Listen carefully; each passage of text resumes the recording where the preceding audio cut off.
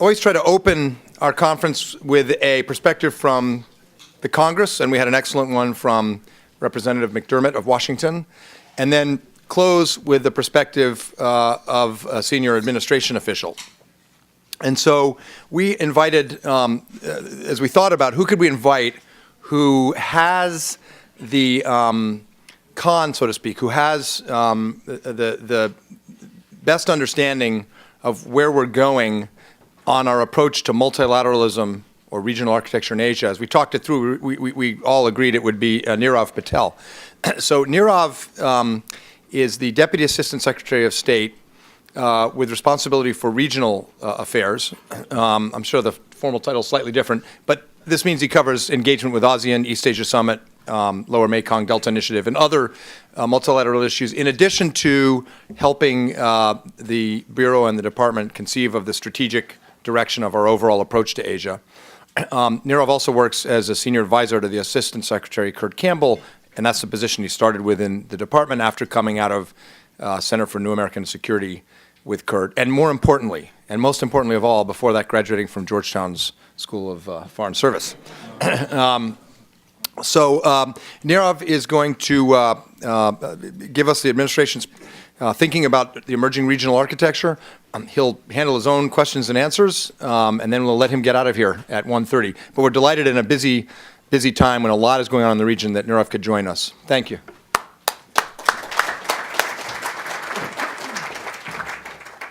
Well, I appreciate that introduction, Mike, and it's always an honor to come back to CSIS. In fact, this is where I started about 9 years ago, and there's an excellent program at CSIS called the Taylor Debate Program, and I'm not sure if any of the debate interns are here, but it provides a very important launching point for many people who are really wanting to really make a mark when it comes towards the foreign policy community.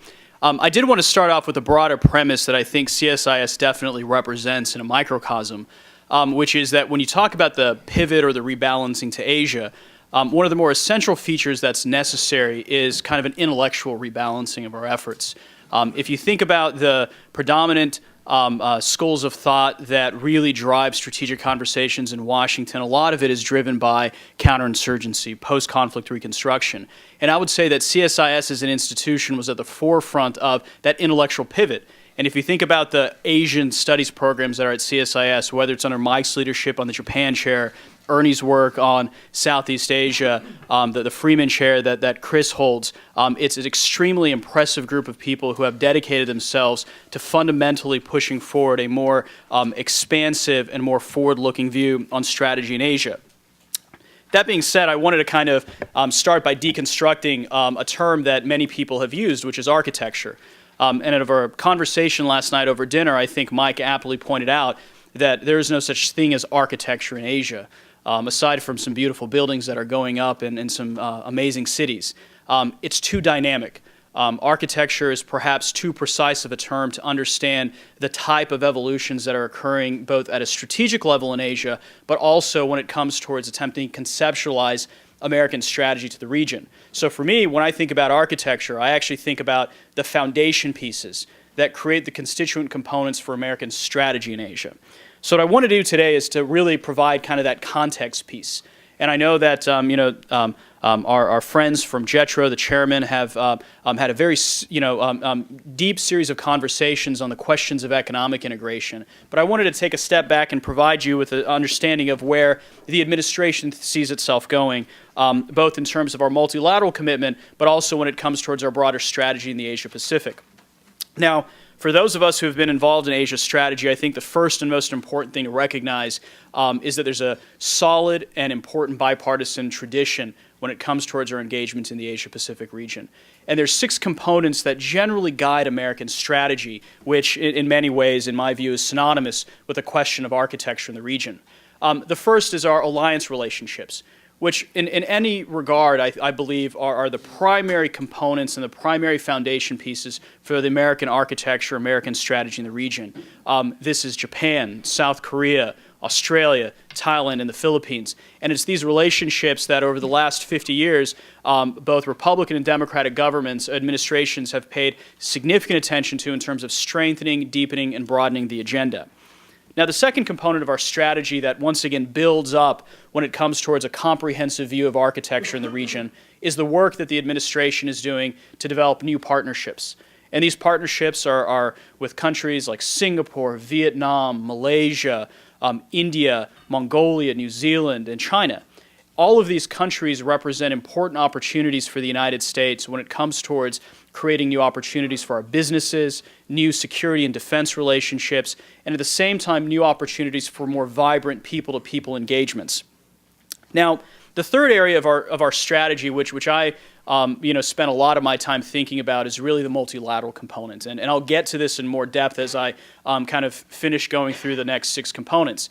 In essence, the multilateral component has at its core a determined focus to work with ASEAN, to support ASEAN-based regional integration, and at the same time to continue to take steps to enhance APEC's role when it comes towards facilitating trade and economic integration. And within that milieu of multilateral institutions is an issue that both Mike and my boss Kurt have been particularly focused on over the past 4 to 5 years, which is this quality of minilateralism, working in trilateral settings with Japan, India, the United States, ROK, Australia, etc., to create new opportunities for engagement and dialogue with countries that share similar interests and values. Now, the fourth component of American strategy is pursuing a confident and open trade agenda. As everyone recalls, last November, in the run-up to the APEC meeting that the President chaired, the United States was embarking on really a historic series of announcements when it came towards the conclusion of the Korea, Colombia, and Korea Free Trade Agreements, as well as an announcement on TPP. All of these features are an important and underlying feature of American strategy in the Asia-Pacific. Now, the fifth component of our strategy and architecture has been a concerted focus of the administration in pursuing a geographically distributed, operationally resilient, and politically sustainable force posture in the Asia-Pacific. Now, when we unpack those terms, each one of which are loaded, more or less it paints a picture of a force posture in the region that is much more focused on how we integrate the Indian and Pacific Ocean, right? The announcements made in Australia last year when the President was in Darwin are a manifestation of that example, and then consequently the important decisions and announcements made 2 weeks ago upon the arrival of the Japanese Prime Minister help demonstrate the steps the administration is taking to really move in that direction. The last component of the strategy, which is intrinsic to this question of architecture, is a commitment to human rights, commitment to democratic values that really underpins American foreign policy on a global scale, but particularly manifest in the diplomacy and the engagement in the Asia-Pacific. Now, I've gone on long enough in terms of articulating that 6-component piece of our strategy. What I really want to spend time now is focusing on this question of multilateralism. Why is the United States making greater investments when it comes towards resource allocations, the time and attention of our senior leadership in working within these multilateral institutions? First and foremost, I think it's important for us to acknowledge that many of the challenges we face in the Asia-Pacific are transnational in orientation, whether it's the proliferation of weapons of mass destruction, whether it's terrorism, whether it's pandemic diseases or natural disasters. There is a borderless quality to each one of these challenges that necessitates more collective solutions and creating capacities that are beyond just bilateral interactions. That being said, it's also important to acknowledge that the countries in the Asia-Pacific are investing more in multilateral institutions. So when we have our engagements with our counterparts in Indonesia and Vietnam and Cambodia, it's not just talking about the bilateral relationship in isolation. It's a recognition that the number one question that they raise in these conversations is what is your agenda when it comes towards the Secretary's participation in the ASEAN Regional Forum? What will the President talk about in the East Asia Summit? So you're starting to see an amalgamation of the multilateral issues when it comes towards our bilateral conversations. Now, the core of our efforts, as I spoke earlier about multilateralism, really revolve around both ASEAN and APEC, both of which I'll speak about separately. First on ASEAN, I think that the key attribute of the U.S. focus with ASEAN has been a decision to seek a strong ASEAN that can play a greater role in addressing global and regional challenges. The United States has made a concerted effort to engage ASEAN as an entity to take steps to further strengthen the capacity of the Secretariat. 2 years ago, we announced our first ever ambassador to ASEAN and opened a mission in Jakarta. And both this week, we've been welcomed by the announcement that our Republic of Korea friends have also made an announcement to open a mission to ASEAN, another indication about the importance that the region places on working more with ASEAN as an institution. We signed the Treaty of Amity and Cooperation, and we have regularized leaders' meetings that take place every November as an opportunity to both reflect upon the progress we've made in the context of the U.S.-ASEAN relationship, but also to have conversations on how the United States can increase trade, the United States can increase people-to-people interactions, given ASEAN's role as the fourth largest trading partner of the United States. Now, within this context of ASEAN, I think we've all kind of, been lost when it comes towards the alphabet soup quality of it. ASEAN +3, ASEAN +6, ASEAN +1, ADMM+. The plethora of acronyms is always something that is difficult to swim through. But at the end of the day, I'll try to simplify it by giving you a sense of the 3 key ASEAN engagements that the United States has invested in, both at a leaders level and also at a ministerial process. And it first starts with an assessment from the U.S. perspective about how we view the East Asia Summit, which the President formally joined last November in Bali. For the United States, we view multilateral architecture in the Asia-Pacific as starting at the pinnacle point of the East Asia Summit, a forum where leaders can have conversations on the pressing political and strategic issues of the day. And under that context, that pyramid structure, we have the ASEAN Regional Forum, an institution that the Secretary of State and the Department of State participate in creating more opportunities to address issues related towards maritime security, non-proliferation, as well as issues associated with humanitarian assistance and disaster relief. The ARF, in many regards, is probably the more mature of the institutions, given the amount of time that it's had to develop over the past 2 decades. The second component under that pyramid structure is the ASEAN Defense Ministerials Plus process, a meeting that the United States has newly been engaged in, but once again an effort from our Department of Defense to think more regionally about how it can engage ASEAN and how it can more consequentially play a role when it comes towards developing multilateral efforts to address pressing and emerging security challenges in the region. Now, within that context of ASEAN, to focus on this point of minilateralism that both Mike and many other people have been at the forefront of pushing, the United States has been focused on an effort called the Lower Mekong Initiative. And it's an initiative that seeks to facilitate the broader ASEAN goal of integration and connectivity by really focusing on the countries of Southeast Asia that are the most disparate in terms of their development needs. So the Lower Mekong Initiative focuses on how we facilitate political, economic, development-based integration in the Mekong subregion. So it's working with our Cambodian, our Laotian, Vietnamese, Thai, and starting in July, our Burmese counterparts, in trying to really create a more effective structure in the context of the Lower Mekong Initiative. And within that is also this broader question of how we work more with like-minded countries. India, Japan, the United States being, in my view, one of the more interesting examples of trilateralism. And once again, an area that CSIS has pushed quite aggressively on over the past 4 years, and something that has only recently materialized in a more official conversation between our 3 governments. Within the question of Asia-Pacific architecture is obviously APEC as an institution. Now, the United States views APEC as the premier forum in the region for advancing regional economic integration. And it starts with a basic premise that the members of APEC represent almost half of global GDP and about 2.7 billion consumers. So it's hard to imagine engagement when it comes towards economic issues without thinking more holistically and strategically about the orientation and direction of APEC. And last year, as you all have seen, the President took steps to further advance the Yokohama announcements that were made in 2010 when Japan demonstrated exceptional leadership in hosting of APEC by taking steps to really seek realization of a free trade area of the Asia-Pacific. So it's within that context of both the ASEAN-based architecture and the APEC architecture that I think forms the baseline of American architecture and strategy in the region. And with that, I can open it up to questions, but I wanted to take a step back and give you a sense of how all of these pieces fit into one another And at the same time, to underscore and recognize there's complementarity in all of our approaches when it comes towards the interaction between bilateral, multilateral, and minilateral interactions.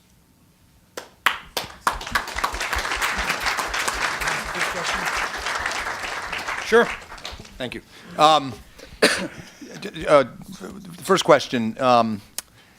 So the president's trip to Bali for his first East Asia summit came off pretty well, but the host nations have some significant shortfalls or shortcomings in terms of capacity, and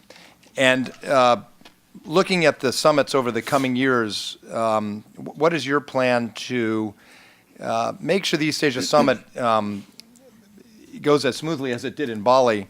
And how do you deal with this problem? On the one hand, if it's really loose in agenda setting and highly personality dependent on the host nation's leaders and things like that, how do you have some institutionalization? On the other hand, how do you avoid having so much institutionalization that the president can't come in?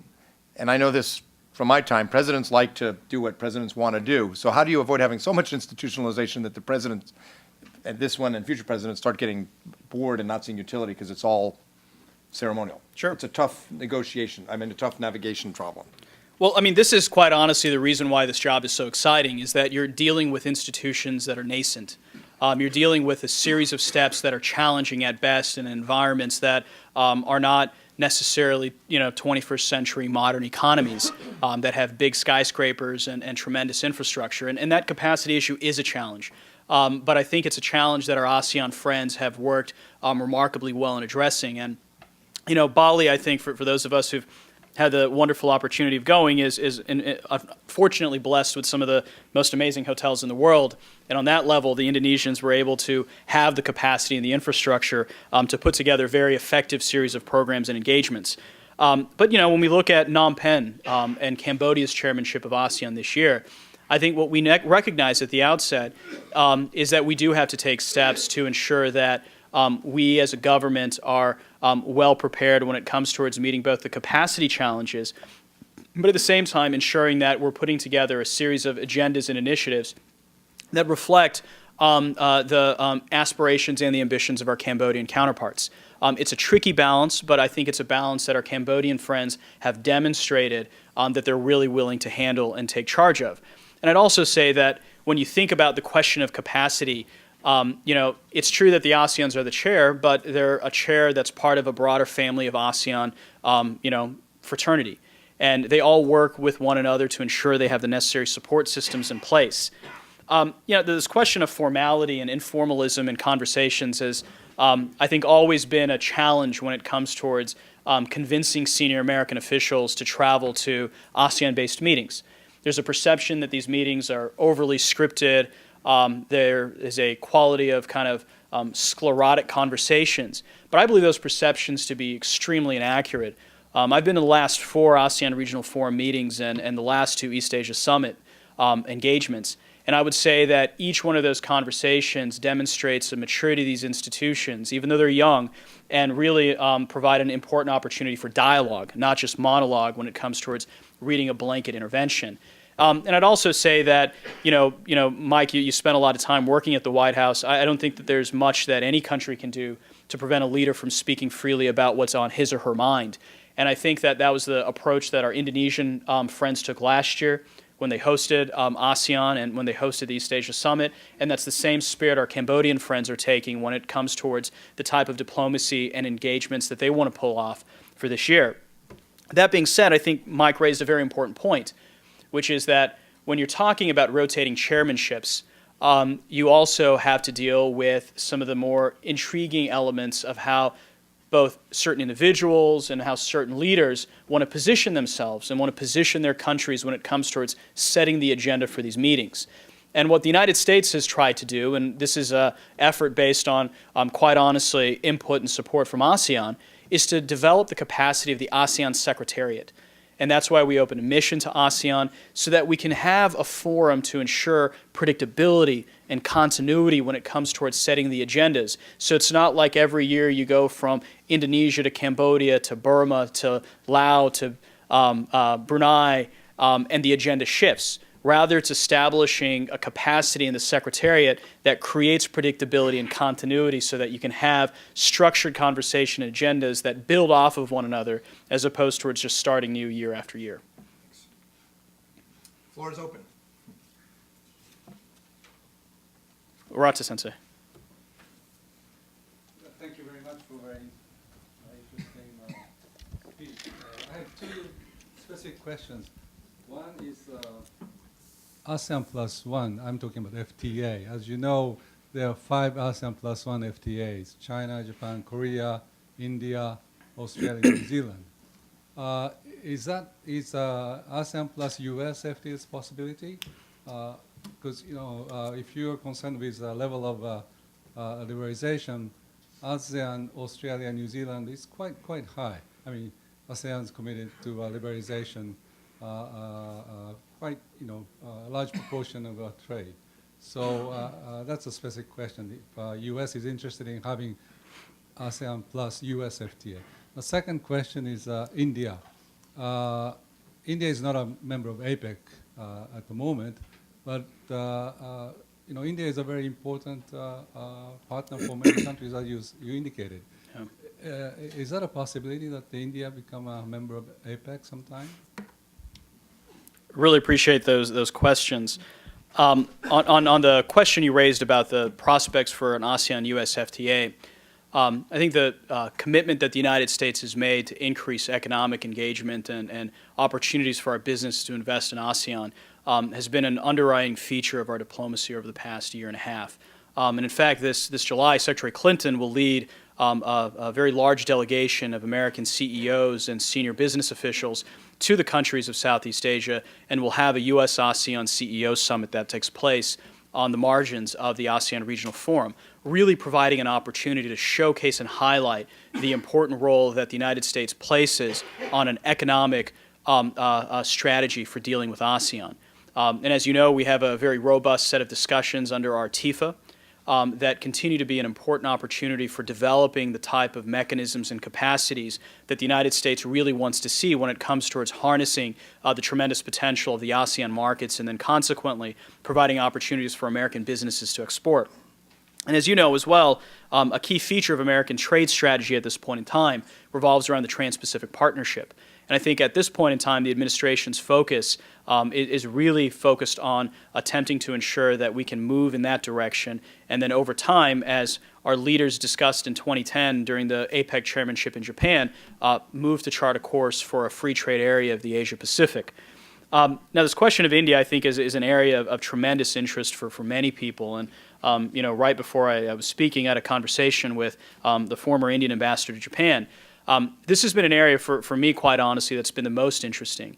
And an area, once again, where I think CSIS has played a tremendous leadership role in. The United States has a number of conversations with India. We have discussions on, non-proliferation, space, obviously on issues associated with trade and defense. But the area where I think we've had the most fruitful discussions and dialogue, really getting into very interesting strategic conversations, are on the Asia-Pacific. We've institutionalized a U.S.-India dialogue on the Asia-Pacific that's met 5 times, that continues to meet back and forth. And then we've just concluded our second U.S.-India-Japan trilateral meeting.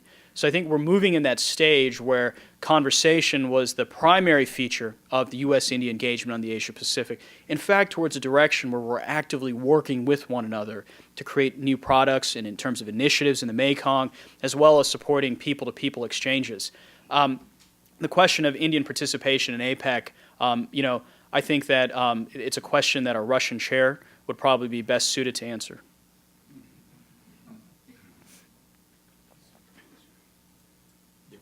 Yes.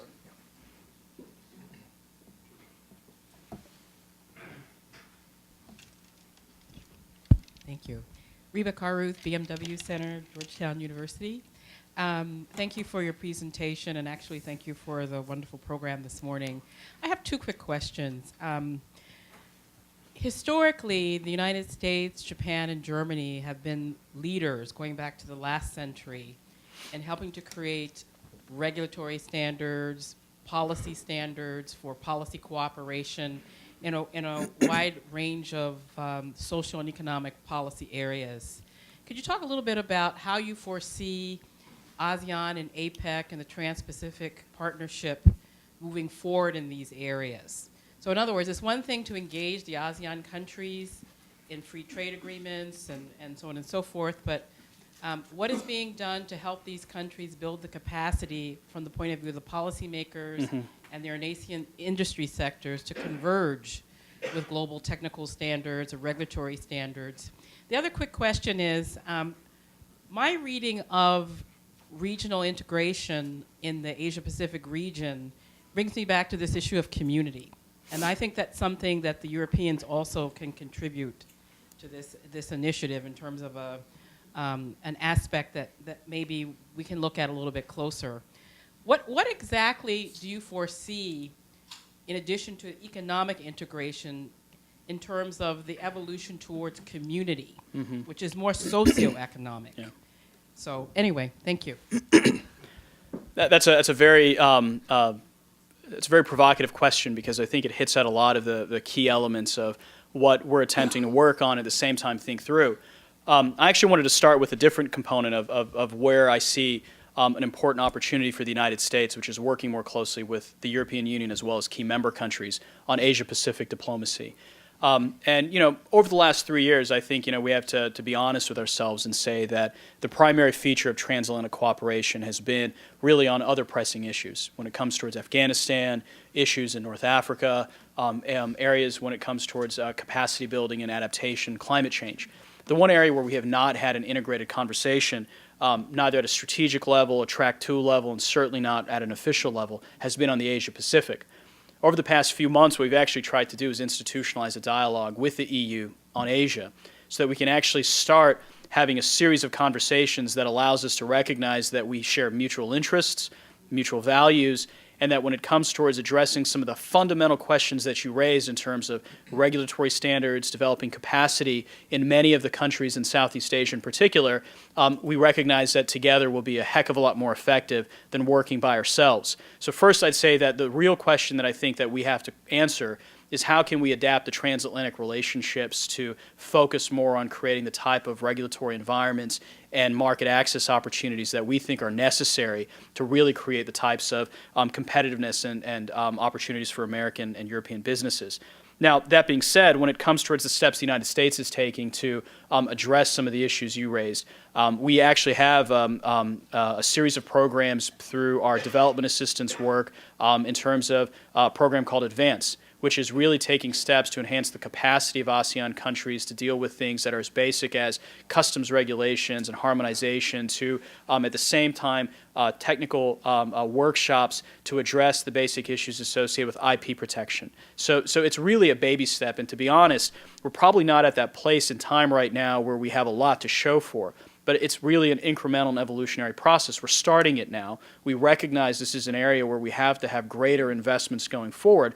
And in a budget environment like this, we are actively choosing to put our investments here. But once again, given these constraints, I think it's imperative that we try to work more closely, particularly with countries like Germany, who have a vested interest in wanting to see these types of standards promulgated as well when it comes towards some of the important emerging economies in the East Asia region. Yes.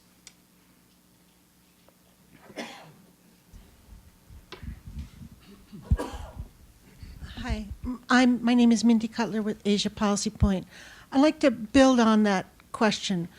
In Secretary Clinton's foreign policy piece and in her speeches about the pivot to Asia, she really emphasized the importance of American institution building with Europe to build the modern Europe that we have today and the good, not only transatlantic alliance, but the good relations between the European countries. And in every institution that we tried to build in the early, particularly in the first 10, 20 years with Europe, such as from the Marshall Plan, the Schulman Plan, Jean Monnet's plans, and then informally through the Rockefeller Foundation and the Carnegie, it was not just building military or economic or development institutions, but building the social, cultural, and really strong discussion of the war issues and of trying to build the peace, not just through the traditional institutions. And we have continued, the State Department has continued that through this day. We have an office in the State Department of Holocaust Affairs. We have an office in the State Department of War Crimes Affairs. We appointed an ambassador to deal with the slave labor problem with Germany and Austria and resolve that. That was Ambassador Eisenstadt.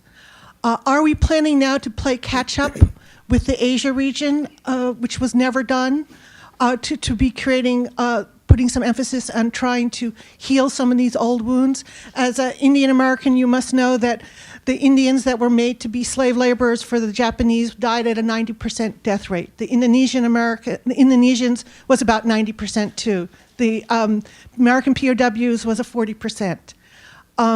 That's just one example.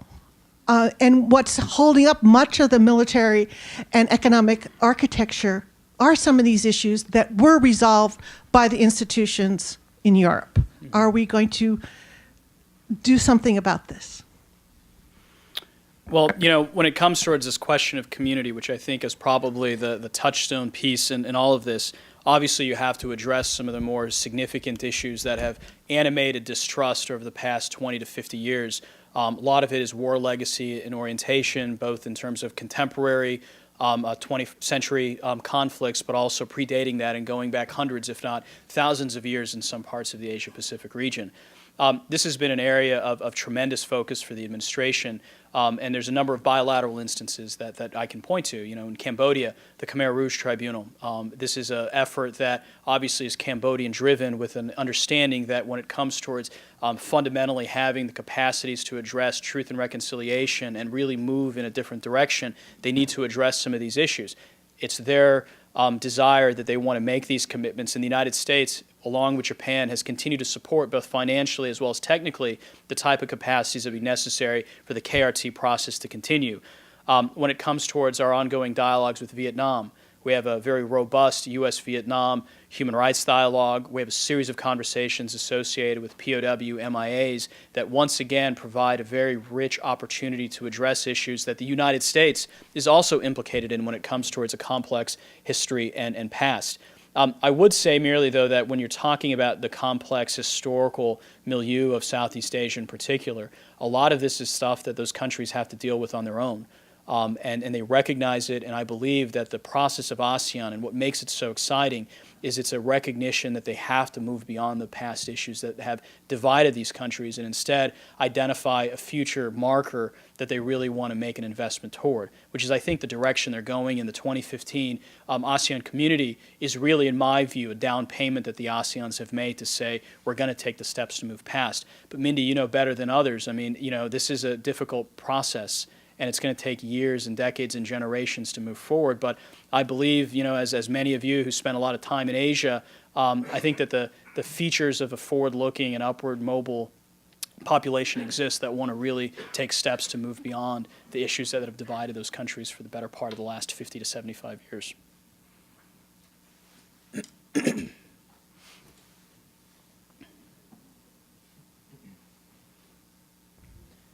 Thanks, Nira. Aaron Conley from Albright Stonebridge. I'm curious, we're in a bit of an odd year for APEC, given the date of the summit and also given the Russian host duties. I'm told that the last time the Russians hosted APEC, they wanted to have a non-ferrous metals ministerial, perhaps not realizing that it was difficult for other countries to identify which minister would be most responsible for non-ferrous metals. But beyond that, beyond this year, Indonesia is hosting in 2013. Is there something that the United States can do or is doing to help APEC get back on track? And then also, APEC has become, over the last 10, 15 years since EVSL, much more of a trade facilitation organization with a leaders summit. Because some of the leaders won't be attending this year, is it possible that it would focus on its trade facilitation mission without the leaders summit going forward? Or is the leaders summit something that we still want to make sure is part of APEC? Look, I mean, I think that the APEC process itself has a rich history, and there is a vested commitment from the United States to maintain that architecture and to maintain the leaders level dialogues and conversations that take place. Obviously, this is an election year, and I think the White House spokesperson was pretty clear today that it's September, and the president's schedule will obviously be admittedly committed to the domestic campaign that's taking place in the United States. That being said, we continue to work in APEC and engaging the senior officials meeting. The Russian senior official was obviously in town this week to continue to chart an ambitious path that builds on the commitments that the United States reached with the other members of APEC last year in Honolulu. And, just a case in point, I think that the United States was fortunate to really build off of Singapore and Japan's leadership in APEC, both in 2009, 2010, in terms of leading up to APEC. Our slogan last year was "Get Stuff Done," with a recognition that we needed to take a step back and determine what worked in APEC, what didn't work in APEC.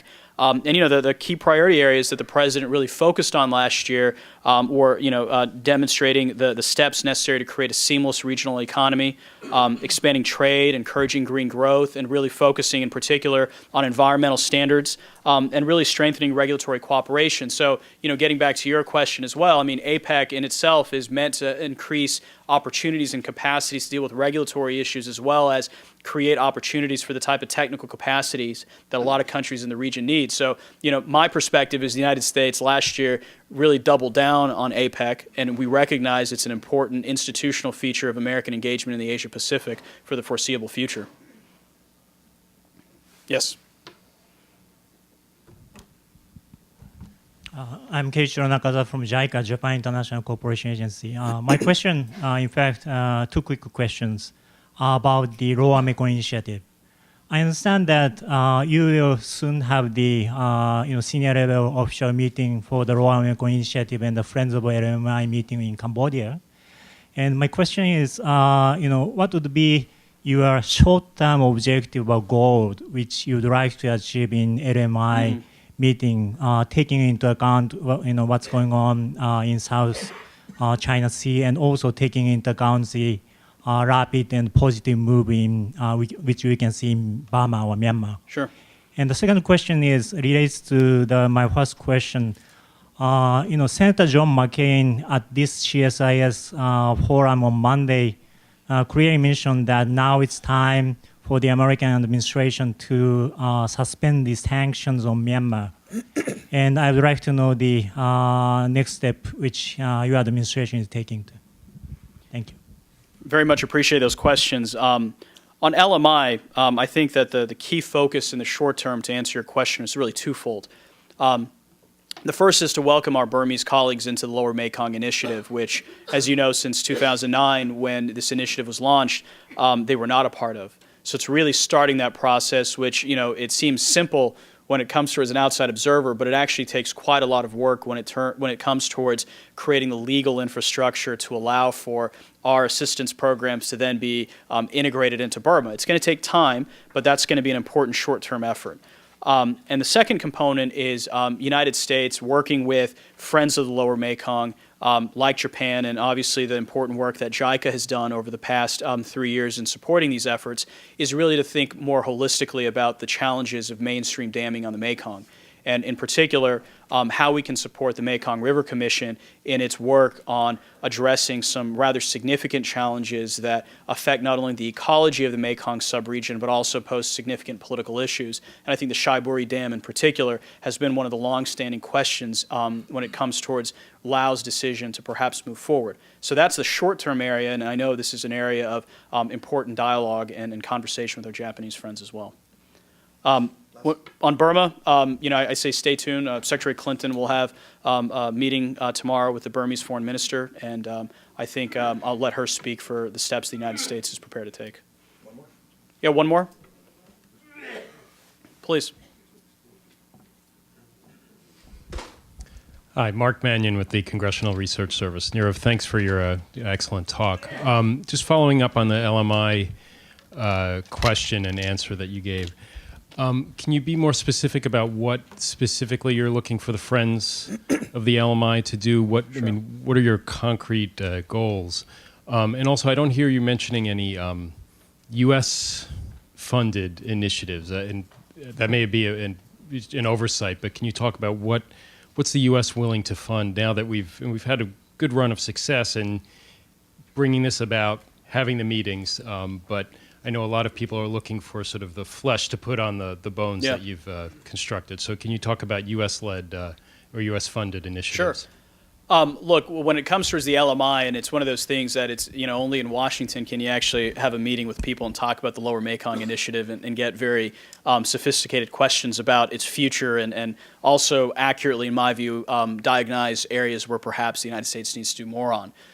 When it comes towards the LMI, we have had a series of initiatives that we've put in place over the past few years. We have a program called LEAF, for example, which focuses on deforestation. We have a number of programs at place when it comes towards increasing technical capacity for a lot of the countries in the sub-region to deal with diseases, particularly TB and malaria.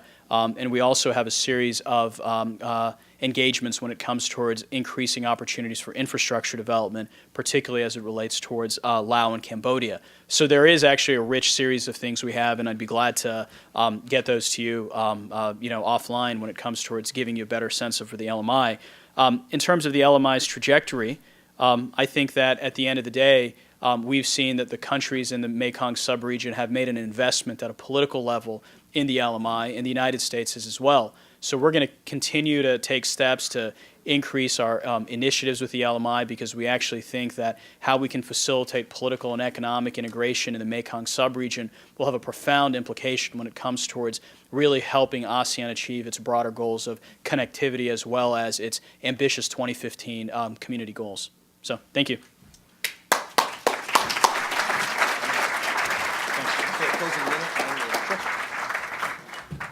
Thank you, Nirav. Thank you, everyone.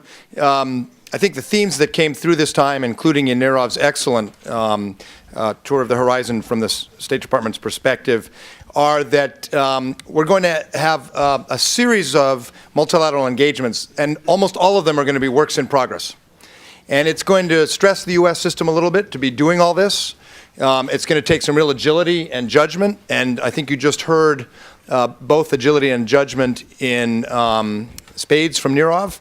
But I also think it's going to be supported by the American people. If you've seen polls over the last few years, suddenly the American public in a variety of polls overwhelmingly says Asia is the most important region to our future. So regardless of what happens in November, and we'd certainly welcome you here again, but regardless of what happens in our election, I think there's a real head of steam that's been built, and Nirav has really charted a course for us today that has a lot of compelling elements that will continue, I am certain. So thank you to Ishige-san, our colleagues at JETRO, Sato-san, Higashino-san from New York, our JETRO hostage at CSIS, our fellow, Yoshida-san, thank you, and Nick, Ari, Will, and everyone on the Japan chair, thank you. We'll do it again next year. There's a lot left to discuss. Thanks.